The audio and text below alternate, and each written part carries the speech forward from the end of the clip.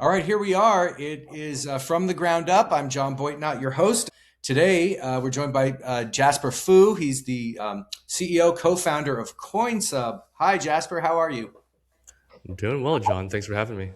Yeah, great to have you on the show. And tell us about yourself. Tell us about your background, and tell us about Coinsub.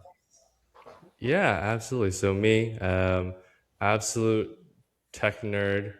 Don't tell my wife about it. She doesn't know yet. But I've been from everything from an actuary, data scientist, to being like a tech consultant for the ERP to like hardware to cloud transition stuff. Been an engineer, been a product manager. To me, I think like tech is like magic, right? You can literally think about something that doesn't exist and make it exist. And it kind of carries for me just a level of like childish wonder to it and capability. Um, Throughout my professional career, spent a little bit of time at Aon Hewitt, spent a little bit of time at PricewaterhouseCoopers, before taking a little break between corporate to actually go be a photographer and be a yoga instructor. So I actually spent a couple months in India studying yoga. That was my soul searching period of time. All of that eventually kind of led me back to this is great, but how do I make an impact on the world, right? And so jumped back into not quite the corporate setting, but my first foray back into real tech startups as an area where I can make large scale impact with the experience that I already have. Bringing a little bit of connections, bringing a little bit of money, bringing a little bit of like enterprise experience as well as empathy into this startup space. So Yeah. fast forward a couple of years, blockchain happens. I've been in blockchain for about a decade, in crypto for about a decade. So that happened to intersect with my professional career. So I ended up as product manager for this up and coming esports tournament platform that basically wanted to do like, esports was huge like during COVID, right after COVID, and the concept of being able to anyone being able to contribute money, bet money, conditional payouts, the whole NFT things, rewards. Like it was a very cool system of imagine if, and it doesn't matter what game you're playing, where you are in the world, like rewards, prizes, all of that kind of flowed smoothly. Fantastic idea. Great team, great engineers. And then as we were working on that, I realized, oh my gosh, we just allowed anyone in the world to kind of pay money in, and conditionally pay money out to anyone in the world based on a set of predetermined things, right? What a great application of crypto and blockchain technology. So there might be some things we talk about a little bit later of like where was like that aha moment, but between the talent there, the insights that I got there, we realized that the promise of what crypto, blockchain, stablecoins can do is far removed from the actual, delivery and adoption of it. And so Coinsub exists essentially to walk backwards from where is the world in adoption, right? Like if we know that crypto stablecoins is going to make certain things more efficient, how do we meet the rest of the world where they are when they know nothing about it and just go, hey, listen, here is here's a way for you to understand it. And so what Coinsub is, we focused currently on payment providers, right? If you want the world to be able to accept crypto, if you want invoices, payrolls, payment acceptance, all of that, crypto to be viable into that, you got to meet them where they're at, which is they know this thing exists, but they don't really want to disrupt their flow at all, right? And so we basically create the infrastructure so that whether it goes from US dollars to Bitcoin to stablecoin and back to US dollars, all of that can be plugged into their system so that they don't have to worry about it. They just go, there's this one more thing, and now it works for us, and we get all the access to it without having to have the technical know-how. What are some of the areas where entrepreneurs are kind of struggling with stablecoins right now? I'm like, it's still sort of looked at as kind of experimental, or very experimental, depending on the comfort level of the entrepreneur out there. What are they underestimating about taking this on and adding it to the way that payments get made for their company? Talk to me about how that looks. Underestimating how little people actually care about it, right? We're immersed up to our neck in this.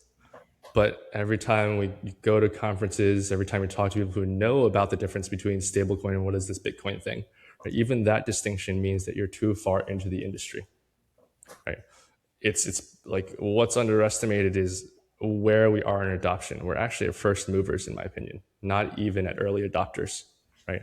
And so to communicate the value and to build the technology, you kind of have to, at least for the adoption bridge, you've got to get boots on the ground. We went to a like e-commerce event where we were the only crypto or blockchain company there, and we sat down and we had a little booth and we put up a little TV that kind of had a little slide that was running, and we just kept changing it and iterating on it until we said the words that actually vibed with the people that were there. And they don't know anything about blockchain. They don't even know the blockchain exists. They can't distinguish between NFTs and Bitcoin, right? Like that's the reality of what it is. And so the way that we messaged it to them was, this is just one more alternative payment method that gets you net new revenue. You can reach more customers than you otherwise would have. And they went, that makes sense. Okay, got it. Because I was gonna kind of ask you like, why is now the time for stablecoins to be more of, a payment method than it currently is? And is there anything more you'd like to say about why now is the time? I mean, it's Oh yeah, regulatory clarity, growing adoption by major kind of entities, right? There's just a little bit more pressure behind it, right? If we talk about stablecoins as its own group, like it's something a little bit more viable than say someone saying I want to pay with Bitcoin, because then it's like, well, what happens if the price changes, right? So stablecoins for commerce is a very viable thing that people understand, and I think that'll eventually just disappear into, this is just a form of money, and then that'll eventually disappear. Like, when was the last time you heard about cloud technology, right? It just becomes the standard and norm. right. Yeah, it's just part of the infrastructure. Very good.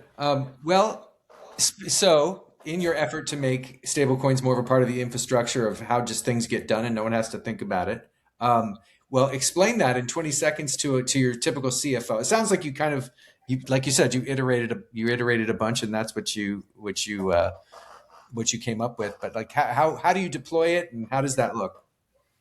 Sure. So stablecoins is just a different way of storing and transferring ledgers, right? Like that's all it is. You know, whether you care whether something's stored on JP Morgan's ledgers or Bank of America's ledgers, this is just one more form of data infrastructure. And right now there's a little bit of friction in the transition, but it is just more efficient data storage, retrieval, and access. That's really all blockchain applied to financial assets are.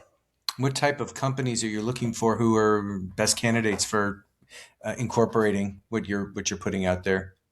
Yeah. So if our wedge is payments, right, and the end user is kind of that relationship between the customer and the merchant, then who we actually go for is the payment service provider, right? All the like Squares of the world, all the North American bank cards of the world, the people that already offer card processing, right? When you go to a store, when you go online, like who is it that it already is embedded there? Because the business itself doesn't want to figure out a new technology. They get it through their payment provider. But the payment provider itself, more often than not, are aware that this thing's coming up, but don't want to really work with it because, like, what's the actual value of it? Well, you know that there's some demand. So our actual go-to-market model is that we build the entire piece of, call it stablecoin crypto acceptance, so that people can pay with whatever they want and it lands in people, the business's bank account anyways, amongst other things. And then we package all of that up for the payment service provider themselves to be able to brand it as their own, maintain the licensing, maintain the contract with their clients, and then push it as if it was their own product. Yeah. Um, with these interviews, what I like to try and do is like intersperse questions with what your company is all about, what it's dealing with, problems it's solving, et cetera, and then talk to the entrepreneur about their own personal journey through the entrepreneurship experience, because there's so much advice and insight that comes from that, and how it relates to building the company too, because basically, one of the questions I like to ask is about sort of problems that you have had to deal with that weren't very glamorous, but they, turned out to be very key to scaling the company. What were some like sort of unglamorous, dirty work type problems that you had to do that are just required, but they were really key to building Coinsub? Whatever your strength is, as well, particularly if you're a CEO, whatever your strength is, figure out what your weaknesses are because it's your job to spearhead everything, right? Mm. So I was always very engineering, data focused. Um, Believe it or not, hate being on camera, incredibly stage shy. But again, the role that I picked up as CEO, you're the one that has to drive the company. So your ego, the things that make you uncomfortable or not, as long as they're not on a moral level, don't matter. You are essentially the representative of your company. And so, we've had a conversation before where it's like, hey, I feel prepped, feel a little shy, feel nervous, but at the end of the day, you just kind of have to get over it. So that's one thing is like, do the things that you need to do. Don't think about it too much. Mm. And then other unglamorous thing is be ready to do the grunt work, right? Especially on a startup level. No one else is just going to do it for you. And by doing it, you kind of understand and get a little bit more empathy, right? My least favorite thing to do, creating decks. I literally joke to my team that the CEO stands for Chief Editing Officer. I'm just sitting there working on decks sometimes, especially during raises for like hundreds of hours. But I gotta get it done. And then the final thing is like, the not call it sacrifices, but knowing that time is limited and whether you've got family or friends, significant others and things like that, that like there will be times that like your time, it's the right time, the right place, the right leverage for you to put as much in as you can. Mm. That does lead me to a question about introversion for a founder. It's a little counterintuitive. People would think, oh, if you're introverted, how could you pull off being a CEO or et cetera? Because, the popular conception of a CEO is this big out front personality type. Um, you've mentioned to me in prior conversations that, you're an introvert, and my thought about you is that you're probably, a lot of introvert, but you're also, when you need to be, you are extroverted. I think it's called like a ambivert or something like that. I forget what the exact term is, but anyway, how have you dealt with that, being introverted a lot of the time and making that maybe more of like a strength rather than any type of weakness? Talk to me about that. Hey, you said I could throw curveballs at you. Yeah, you can absolutely throw curveballs at me. Like on the introverted level, I think my strengths are that like I think about things very heavily and I consider them like from social dynamics, what people are thinking, like very, very like aware of the space around me. And perhaps that's why social situations are tiring for me, right? Mm. But take that as a strength and then spin that into, awareness or social anxiety, spin that into empathy and understanding the people that you're talking to, right? So at the end of the day, like for me, it's being goal oriented again. I've had like the aha moment that I had for me that allows me to be kind of here, being social, chatting, feeling comfortable or seeming comfortable, was really that there's a lot of people that are relying on me. And so I have to figure out with the hand that I'm dealt, what do I do with it? You have to almost figure out your own, like, how do you turn everything into a strength? So that's what I got out of it. Yeah. Well, great. I appreciate you opening up about that, and I know a lot of other introverted founders out there appreciate your experience as well. So let's switch back to talking to more about the company and Coinsub, and uh, subscriptions are a part of that. Why is that such a big part of the story? Like talking about recurring payments, those types of things, retries, problems that exist out there. Anyway, yeah, talk to us about that aspect of the product. On an economic level, recurring payments are guaranteed revenue. It changes the business model for companies themselves of basically low barrier to entry, large retained, almost sustained revenue, right? Versus a one-time licensing fee. less people could pay that up front, right? So on a large scale, you've seen over the past couple years, decades, things shift from being licensing model, single purchase model to recurring model, including things like loans, right? You no longer have to pay things outright, or you get like your operating system, or buying like Adobe or Photoshop. So that model will continue to grow because it better fits how people actually make money, which is on a monthly basis.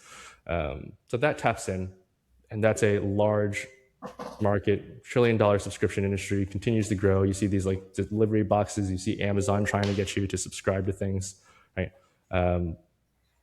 It is and will continue to grow as a efficient customer retention model for businesses, which means the fact that it also has its difficulties being solved in traditional payments as well, right? Again, that kind of idea of retrying payments, failed payments, all of that. Like it has its very complex piece to solve. And so the first thing we did as Coinsub was, as like a later entrant into the space, was solve for something that other people did not or could not solve for, and then sell that solution to them to go sell. So subscriptions was our wedge into the space. And it's something notoriously difficult if you think about blockchain or crypto transactions. They're only ever meant for single transactions. Because how do you give authorization to someone and then trust, if it's a trustless nature, how do you give authorization to someone to spend on your behalf? And so for me, subscriptions was kind of that first step into practical applications of what people like to call programmable payments. How do you create this logic in a way, this smart contract that's neither in our company's control nor in the merchant's control, but rather in the control of the customer, such that if they say $15 a month, there is no case in which the merchant or us, even as the infrastructure, can charge them more than that. How do you actually create that structure? Which can then that concept of how do you make this contract that's enforceable not by trust but by technology itself and apply it broadly. That's why subscriptions was important to us. Very good. Okay. You know, if a big platform is considering adding stablecoins as a payment option, what are some of the internal objections that you guys encounter on a fairly regular basis, and how do you address those and meet those? Compliance, tax, demand. What is the actual demand for this? What are the compliance requirements? How do we do the reporting for this, right? And those are all relatively reasonable to address, right? If somebody doesn't believe in the demand, there's numbers to show for that. Relatively easy enough. If they don't want to go with the numbers, they're not at the right point in adoption, and that's okay, right? And usually demand question is a matter of prioritization and resource expenditure, right? If something, they got 1,000,001 priorities, every company does. So why spend time on this? Which is why our model is white label, right? The whole point is to make it as easy as possible, that you just give us your logo, your colors, and we just go, here you go. This looks as if you had made it from scratch yourself. So all the value, very little lift. Now, the compliance piece, regulatory clarity, has made it much easier, right? We handle as well all the KYC, the anti-money laundering, the reporting, and things like that. So it really is just a plug-and-play solution for them. We basically handle all of the pieces so that they can just focus on where the cash flow should go, whether it's to them, their merchants, their rev share partners, or what. And then, what was the last piece that I said? Well, you said the tax. Yeah, taxes. Yeah. So for gotcha, tax is the piece that I was missing, and that's why the core of the rail is settled on stablecoin. Whether or not somebody on the far side of it pays with like Bitcoin or fluctuating price tokens, it's engineered in such a way that by the time it gets to the relevant parties in the middle, it's already converted to stablecoin, which is U.S. dollar backed. Only at least in the U.S. Purchase and sales of tokenized assets, I think, are considered as property, right? Which means if it's worth $1 and you sell it for $1, it's more or less a wash. So we actually like to smooth out the kind of accounting in how it's architected. Very good. Very good. Always have to keep in mind on taxes. That's one of the things that will not change and will probably always be there. Um, So, companies, how does a company know if they are the right fit to be, at what point did they become ready to use what you're offering? How do you know if a company isn't ready yet? Have they heard of it? Do they have a strong aligning? Do they know what the value is of adopting stablecoin or blockchain technology? And then are they looking for some sort of competitive leverage or edge? Right. And are they looking to make a decision? Right. There's these kind of things like you could always, plenty of companies will sit around and chat about it. And they're at the strategy forming level. That's fine. But it's usually looking for people that companies that want to be innovative, because really what this is it's an opportunity in a crowded market to stand out by offering something that their competitors, large or small, have not yet. I was to switch over to kind of how you handle being a startup founder. I was talking to a founder recently, and he had worked for bigger companies and had led large teams in big companies, but he had never been a startup founder before. So he became a startup founder, and it was definitely a transition. And one thing that he noticed was that the company wasn't going to move forward on its own inertia at all, like a large company did, like his team in the large company did. As the leader of a startup, as the founder of a startup, he was literally the one who, and the people that he hired were the ones who had to like continue to make the wheel turn every single day. Otherwise, it was just going to stop. I was wondering if you had sort of noticed the same kind of thing for yourself. It sounds like you have to some extent. And so, how do you deal with that? How do you motivate yourself around that? Just go ahead and talk about that. Find a good co-founder. Because Very. that's first and foremost, that's the way of like solo founders, very, very, very tough, because you can't Mm. have expertise everywhere. And then you do face that problem as you start up, right? You go to sleep, you wake up, nothing's done. Like, find the people that you know bring something to the table greater than what you could possibly do, right? I like to say that it's like I spend more time with my team sometimes than my wife, and so they are kind of your significant others in Mm. grinding through things. So find people that round you out, right? Not just that they're good at talking on a conversation, but that like you go your separate ways, and the next time you connect, 12 hours later, a ton of things have gotten done, right? Mm.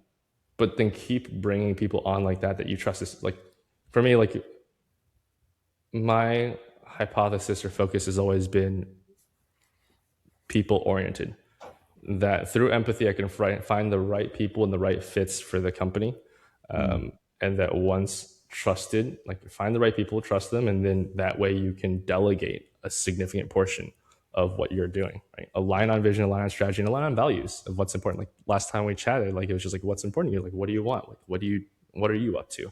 Right. And from there on, it's more like playing a video game together, right? Mm. Like a multi-person RPG or shooter or whatever it is, than it is trying to like grind away at a company. So that has been my approach. Hire the right people, know them well, trust them, especially early on. Because if you don't trust them, yeah, you're going to be watching over everyone's shoulder the entire time. Um, what's I want to ask you about the next couple of years, but I'll get to that in just a second. I wanted to ask, what are some of what's been the hardest part about getting new merchants to join? What's getting them to trust a new payment flow? What is the hardest part about getting people to trust that and go forward with that?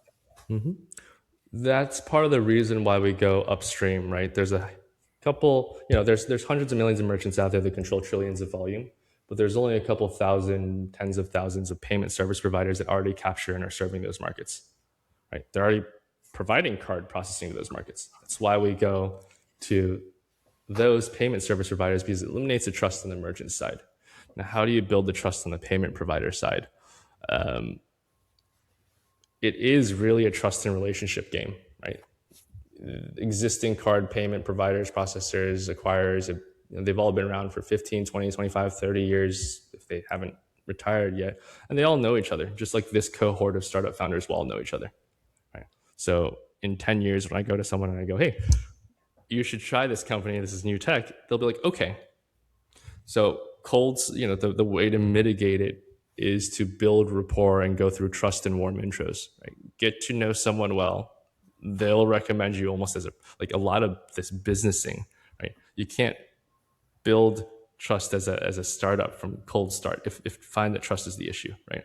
You can only build it as almost a person to a person that runs a company. So that's how we go about it: is interpersonal connections, building interpersonal trust, and then the vendor piece is the kind of secondary part of it. Like, you choose who you work with, and then you go, well, what are you doing? How can we work together? Yeah. Let's talk a little bit about slowing down as a founder, if that's possible. It's not always that possible, but in the past you were in India. How long were you in India? 2 months, you said. What were you doing there? Getting my yoga teacher training certificate. So I'm like 500-hour RYT certified. Are you still keeping up with the yoga, athletic, staying in good physical shape aspect of things? Or do you? No, no, It's no. not. My six pack turned into a keg at some point. Well, what's it been like? What's that process been like trying to maintain health while going through the founder process? I know I need to because it's just more efficient. There's nothing selfish about taking care of yourself because you are the vehicle, right? As the founder, vehicle breaks down, major risk to the company. So Yeah. it's just trying to balance that feeling of pressure with knowing about like the long term play. So that's yeah. This is my office space. In the other room, I've got like some weights, some like stretching things, just like a variety of things so that I can make it easily accessible. If we weren't on video call, I'd probably be walking around like lifting weights or like doing some stretches or something like that. Anything possible to keep yourself in good long term health. Yeah. All right, great. Well, talking about success in health, of course, but success in the next 2, 3 years. What does Coinsub look like 2, 3 years from now in such a way that you feel like it would be a success? Two areas then like is like financial success and then like team cultural success. On the financial success perspective, last year we did about 400 million in processing volume, right, which is relatively small in the payment space, but significant for kind of the crypto side of things. For us, success means that for our target market, my hypothesis is that nobody else has the deployment approach that we do for the payment service providers. Then within the next 2 or 3 years, I'd like to capture a very significant part of the market. We already have the access to them, right, and the decision makers. We already know that we have the tech for kind of early adopters or the middle of the pack that lets them get caught up with the first movers, and the commercials are there. Right? So success for us would be significant capture of a market. Relatively straightforward enough, at least two-ish years. On the other side, for Coinsub, maintaining the culture and the empathy as we continue to scale is something that's critically important to me, right? The same people that help build this, I want to make sure are the same people that kind of get brought along, right?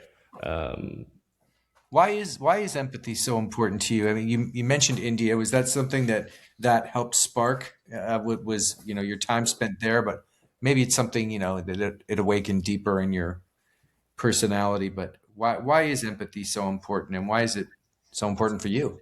Man, we're just pushing numbers around at the end of the day, right? We're not doctors. We're not saving lives. We're just moving money around. And so, what makes for a good work environment, right? Whether somebody has 1 billion or 2 billion, does it really actually matter that much at that level? So then it's just how do you spend, for their happiness. So then it's just how do you spend your day and who do you surround yourself with, and what energy do you put out and what do they give back to you? So at some point, it just matters how you spend your day, right? Because like as kids, you can spend all your day, you spend 14 hours playing around, sports, video games, whatever it is. And as adults, especially in 9 to 5, sometimes we struggle. Well, I'm not in 9 to 5 anymore. It's like a 7 to 7, 7 to 9. But like, Yeah. it struggle to like get that kind of time and excitement out. And so remembering the yoga part does contribute to it. Like we have limited time here, and money is only has so much leverage versus interpersonal connection. Yeah. Yeah. Well, Jasper, it's been great to have you on from the ground up. Is there anything you feel like you would have liked to have mentioned, but you didn't get a chance to? Any info on how people can contact Coinsub? Um, anything there that you'd like to mention? Yeah, people can absolutely. I don't know if we mentioned that we're doing a like little 8 mil raise to scale the growth. Teams 22 people, 17 are engineers, and so for us, we haven't really engaged the sales function much to get to where we are. And so now it's essentially the right time to scale the kind of outreach, brand development, institutionalized growth. So that's one of the things we're doing. And then the second side is like I do, personally, like a lot of people help me get here. So I also do advisory myself. So if there's early stage startups, like they're welcome to reach out. Maybe I just end up being a therapist. Maybe I help them out with their raise, right? Or just like, can be lonely as a founder. So always good to create kind of a, I call it support network. Yeah, for sure. I mean, one thing about mentoring other founders is it really helps you a lot. And sometimes you end up finding that they end up teaching you a lot of things that you didn't even realize that they might be able to help you with. So yeah, it's a great process to help folks because you end up getting helped. You know. Yeah. To give is to receive. Well, Jasper, great to have you on From the Ground Up. Thank you for being here. Thanks for having me. You got it.